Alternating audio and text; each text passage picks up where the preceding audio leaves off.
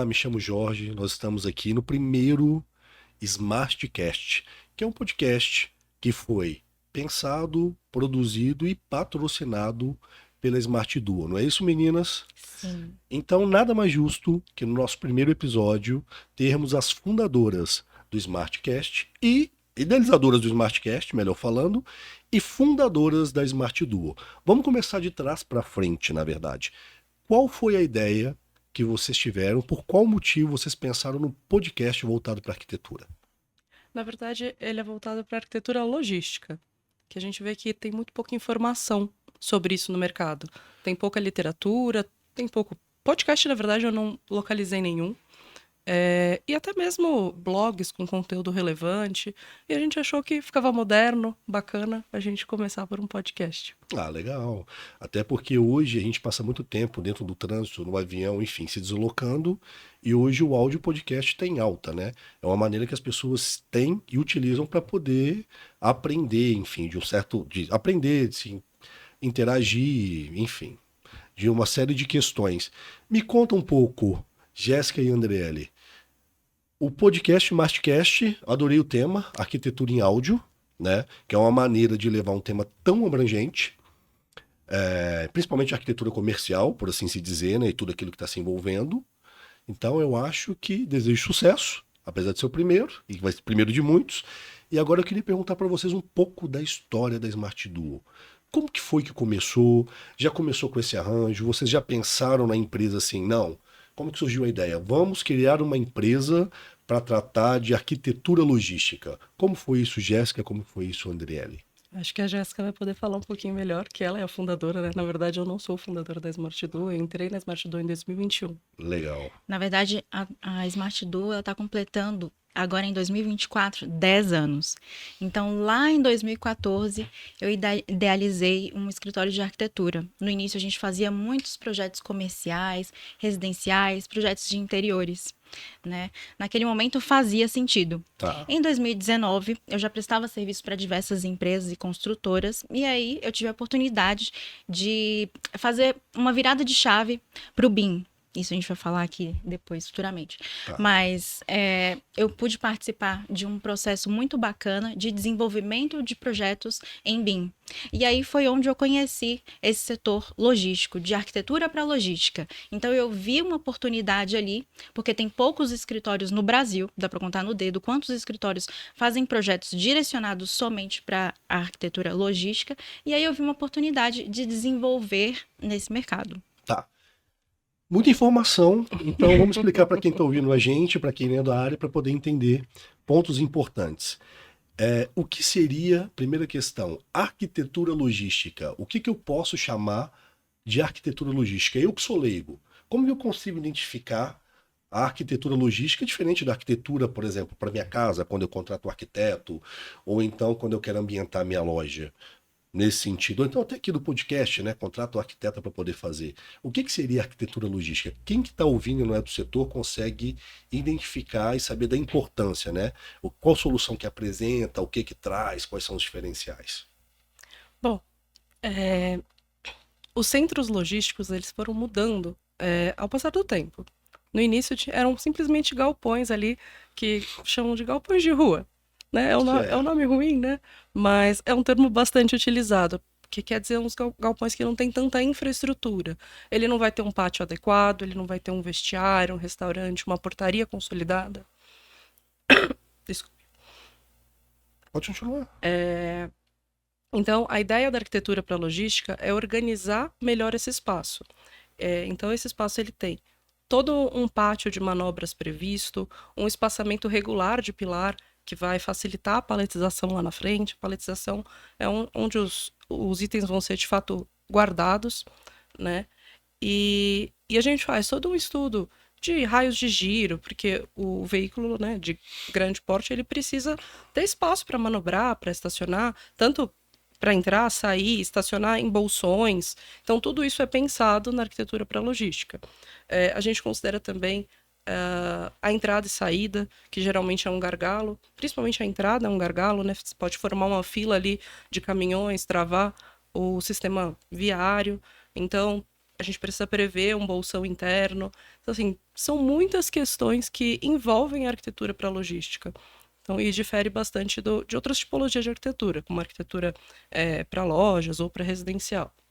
É engraçado que quando você fala de arquitetura logística, e com essa explicação que vocês deram aqui agora, o que me remete muito, e eu não sei se tem a ver, mas me remete muito a essa questão do crescimento da internet, de e-commerce, né, desses centros de distribuições. Igual perto da minha casa tem um centro de distribuição do Mercado Livre. Então eu vejo caminhão saindo, caminhão chegando, carro saindo, carro chegando, né, aquele movimento todo. Isso tem alguma coisa a ver com a arquitetura logística? Isso tem a ver com o setor ou não? Porque André ele falou sobre galpão de rua. Então, assim, quando pensa em galpão de rua, me vem Ceasa, né? Mas eu imagino que Ceasa não é isso, porque é um grande atacarejo. Mas eu penso muito nesses galpões, tipo Mercado Livre, né? Que toda grande cidade tem um, alguma coisa nesse sentido. É. Hoje os hábitos de consumo mudaram bastante, né?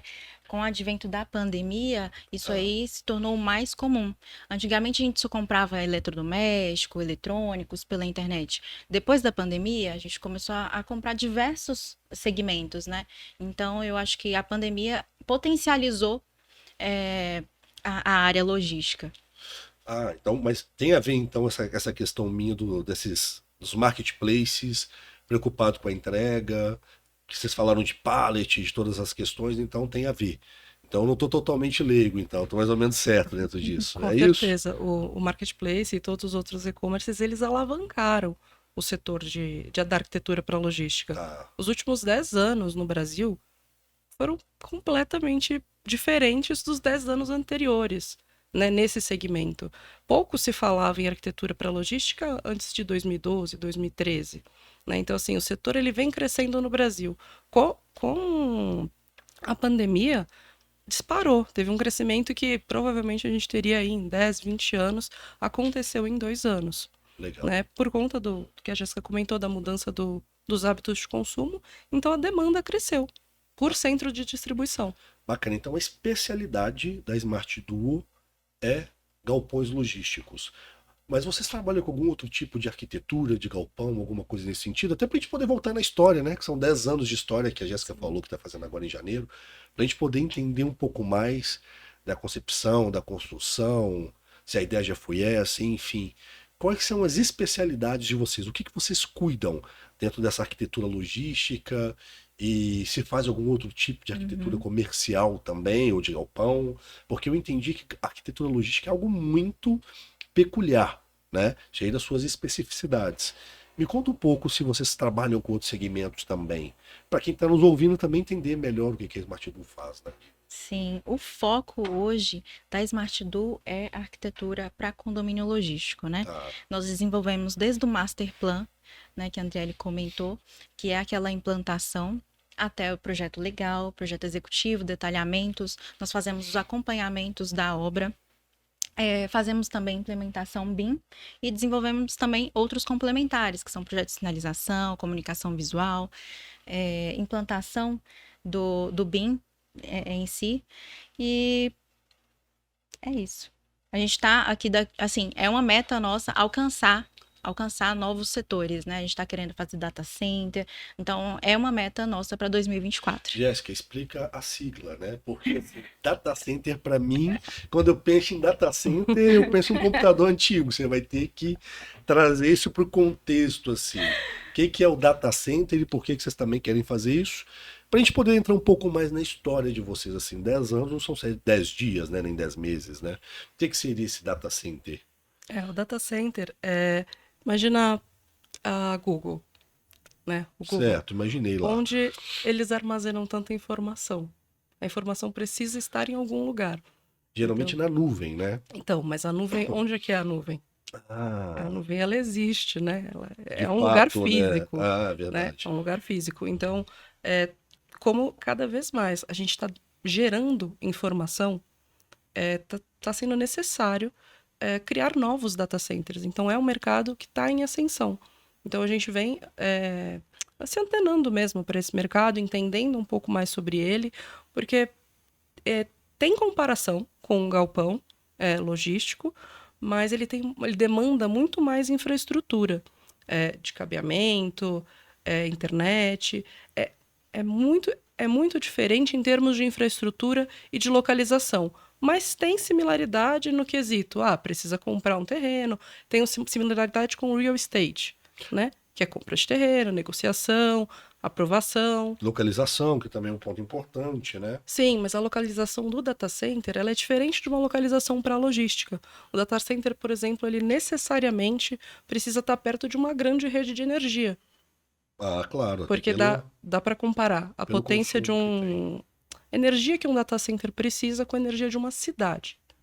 Precisa. Então, assim, precisa realmente estar próximo de um grande eixo de distribuição. Isso é importante, isso é importante. Agora me conta, assim, só para ficar claro, quem são os clientes de vocês hoje? Quem são os clientes que vocês atendem quando a gente fala desse leque de opções, né? Então eu imagino que pode ser construtor, pode ser o cliente final, pode ser a Amazon, quem que na verdade... Me fala então dos últimos projetos de vocês, quem são os clientes, quem contratou, se puder falar, os que podem falar, é claro. Quem contratou, para quem era, qual que era o objetivo, o que que foi feito, que aí eu acho que com exemplo a gente consegue terminar esse tema. Nesses últimos 2 anos, a gente tem feito muitos projetos para clientes conhecidos aí por todo o Brasil, né? A gente tem feito Mercado Livre. Curioso. Mercado Livre, entregamos Shopee, agora que também vai ficar pronto. Temos. Agora tem um galpão novo da Yangtze, eu não sei se o pessoal vai conhecer, mas tem muitos produtos da Disney. Quem mais? Pet Love. A Pet Love, tem a Pet Love que. Legal. Sou cliente Pet Love. Esses, na verdade, são os clientes finais, que não necessariamente são os clientes que nos contratam. Muitas vezes, quem nos contrata é o incorporador, né? Que aí a gente tem, por exemplo, a Log, a BTS, e tem, às vezes, cliente final que nos procura. Empresas, às vezes, menores. A gente tem uma empresa de ferramentas, que é uma empresa familiar, chama Ferramac. Eles estão construindo o próprio CD, contrataram ali uma construtora e estão fazendo um CD próprio, mas buscaram um escritório especializado para conseguir ter algo mais estruturado. Então, assim, bem interessante. Legal. Então, o perfil do nosso cliente ele é bem diversificado. Pode ser o cliente final, pode ser o incorporador, pode ser o construtor. Então, a gente tem diversos tipos aí de contratações. Bacana. Agora eu quero voltar na história. A Jéssica trouxe uma informação interessante de 10 anos. Me conta, Jéssica, com 10 anos já nasceu o Smart Duo. Você falou que passou por um processo em 2019, numa mudança no setor que fez você enxergar esse segmento. Há 10 anos atrás, quanto tempo, assim que você saiu da faculdade, você já pensou em ter seu próprio negócio, trabalhou no escritório? Me conta um pouco dessa concepção da Smart Duo. Antes, a Smart Duo chamava J-Lean, né? J-Lean de Jéssica Lean. Antes era um sonho trabalhar com arquitetura para mim, né? Eu trabalhava em outros escritórios, fazia projetos de interiores, mas sempre era para outra pessoa. A ideia de fazer algo com a nossa ideia para arquiteto, assim, é fundamental, né? Então, lá em 2014, eu criei a J-Lean, e aí em 2019, com essa mudança do perfil aí do escritório mesmo, eu resolvi fazer uma mudança de identidade visual. Né? Tá. Gente... Até 2019, então, você não trabalhava propriamente com arquitetura logística? Não. Era mais um escritório de arquitetura ali fazendo projeto comercial, de loja, shopping. O que aparecia? Exatamente. Começo de empresa, o que aparece a gente faz. Exatamente, né? E aí, a partir de 2019, que aí a gente estruturou, né, para oferecer um serviço para arquitetura logística, né? Então, ali... eu vi a necessidade de contratar mais arquitetos, treinar esses arquitetos, porque não é fácil encontrar arquiteto que entende de arquitetura para logística no mercado. Então, a gente treina internamente esses arquitetos. É tipo uma escola, né? E aí a gente fez essa reformulação da marca. E aí agora, 10 anos, em janeiro, a gente vai lançar um novo site. Que legal. Que legal. Então, em 2019, saiu de J-Lean para Smart Duo. Bacana. E qual momento? A André estava com você desde o princípio? Como foi? Onde vocês se conheceram? O que se deu de fato? Nós Já trabalhamos anteriormente como J-Lin, a gente se conhecia da faculdade há muitos anos atrás, eu nem vou falar, né? Porque senão fica chato. Conheci ela da faculdade. Ela trabalhava em outras construtoras e aí, em certo momento, eu já prestava serviço para ela.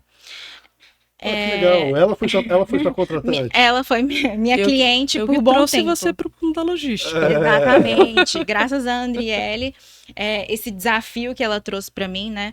Ela viu uma necessidade de contratar um escritório com uma mente aberta, que tivesse antenado ali com as tecnologias. Então, foi isso. Até.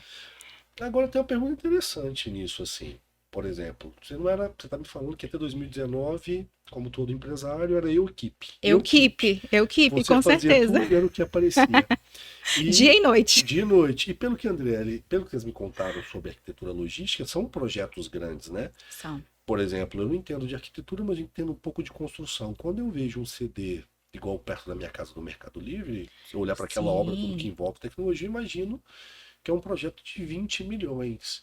E aí, a Andriele, eu não sei qual foi o primeiro, mas ela te trouxe, ela foi sua contratante, né? Por que a Andriele se apostou na Jéssica, que ainda era equipe, e ao invés de, apesar que desde então eu também não sei se tem quantos escritórios especializados tem no Brasil, ao invés de contratar alguém que já trabalhava, ou como que era a sua relação, se já tinha outro escritório que trabalhava para essa empresa que você trabalhava nela, né? Foi tanto trabalhar que eu não sei se as pessoas vão entender. Mas vamos lá. A nossa relação comercial, né, a minha e da Jéssica, começou contratando projetos de loja, né? A empresa que eu trabalhava, ela fazia alguns strip malls e precisava de um suporte para contratar. A gente fazia como chamava, Jéssica? Era um caderno técnico. Um caderno técnico para o lojista. Então, essa foi, acho que, a primeira contratação que a gente fez junto. E eu tinha outros escritórios que eram especializados em arquitetura para logística, porque a mesma empresa fazia tanto esses strip malls como projetos para logística, que era, na verdade, o carro-chefe, o core business da empresa. E em 2019, o setor de inovação da empresa tinha feito uma rodada de inovação e, no final das contas, eu consegui implementar a metodologia BIM. Que vamos explicar em outro episódio, que é o BIM, né? Sim, então você que tem interesse em saber o que é metodologia BIM, vai acompanhando o nosso podcast e que em algum momento você vai saber, caso você não conheça. Essa pauta é longa, né? Essa pauta é longa. Mas começamos o processo de virada para a metodologia BIM em 2019. E o que eu fiz? Convidei todos os parceiros que eu tinha naquele momento. Né? Tanto os escritórios que eram voltados já para a logística, quanto para os escritórios que me atendiam com plaza, né? Que eram os strip malls. E a Jéssica se destacou nesse treinamento. Bacana. Né? Assim, a Jéssica, ela teve um destaque, ela teve uma dedicação que com alguns outros escritórios eu não vi. Ela teve uma vontade de mudar, porque o BIM é uma mudança cultural, né? Você tem que mudar a forma como você projeta. Então, talvez por ela ser uma empresa menor, ela conseguiu fazer essa mudança de uma maneira mais rápida e mais genuína. Mais sangue no olho, como diz, né? Mais uma sangue forma no eleitoral. olho. Não era para inglês ver. Não era berço esplêndido, né? Tava querendo ganhar espaço, né, Jéssica? Exatamente. Não era só para inglês ver. Ela, de fato, estava mudando, fazendo a mudança, projetando dentro da metodologia, não projetando em 2D e levando para um 3D para fazer um meio BIM ali, né? Então, ela estava fazendo de verdade. Então, ela se destacou naquele momento. E chegou com a pandemia, né? O volume cresceu muito. Então, os escritórios que eu trabalhava, que eram poucos naquele momento, basicamente eu trabalhava com 2 escritórios especializados, eles estavam lotados. E eu precisava de mais braço, eu precisava de mais gente para trabalhar. E aí eu agarrei essa chance. E eu falei, por que não a Jéssica, que se destacou nesse momento, né, no treinamento do BIM, por que não dar uma oportunidade para ela nesse segmento? E a gente acabou passando algumas diretrizes de como tem que ser o projeto. A empresa já tinha projetos muito padronizados. Então, a gente explicou o padrão para ela e ela foi avançando e ganhou muito espaço. Que legal, que legal. É aquela questão, né, da ocasião, de você estar preparado para aproveitar a oportunidade. Você acredita, Jéssica, que isso foi uma virada de chave na J-Lean para Smart Duo? Com certeza. Nosso primeiro projeto foi um projeto no Parque Industrial de Betim. Não saiu o projeto perfeito, mas assim, foi o melhor que a gente pôde fazer. Então, assim, realmente a gente deu o sangue para desenvolver esse projeto. E aí, futuramente, depois desse projeto, vieram outros. Porque realmente foi desenvolvido em BIM. E aí, diariamente, a gente vai desenvolvendo e aprendendo, né? Ah, isso é legal. Isso é bacana. E aí, a partir desse momento, depois desse projeto, vocês pensaram, agora precisa, você pensou, no caso, vamos profissionalizar mais a empresa. Então, você falou que teve uma repaginada, mudou a identidade visual, mudou o nome, Mudou precisou ir no no. mercado, trazer mais pessoas para trabalhar com vocês. Sim, nós estruturamos toda uma equipe de arquitetos, mudamos a sede, né, para Belo Horizonte, então, para estar ali mais próximo dos clientes, dos principais clientes que nós tínhamos ali no início, e aí nós crescemos juntos, na verdade, nós fomos aprendendo juntas. Poxa, que legal. Eu E como joguei momento, muito projeto no seu peito, né, Jéssica? em como E ela se vira.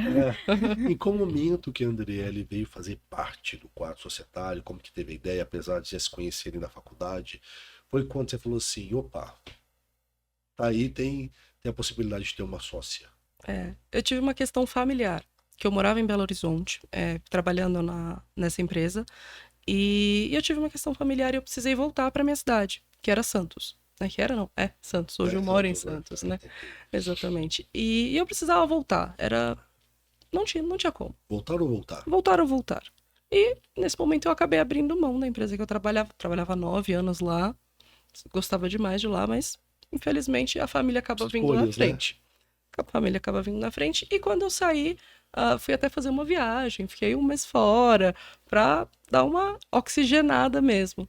E nessa ocasião, algumas empresas me procuraram. E entre elas, a Jéssica, né? A Smart Duo.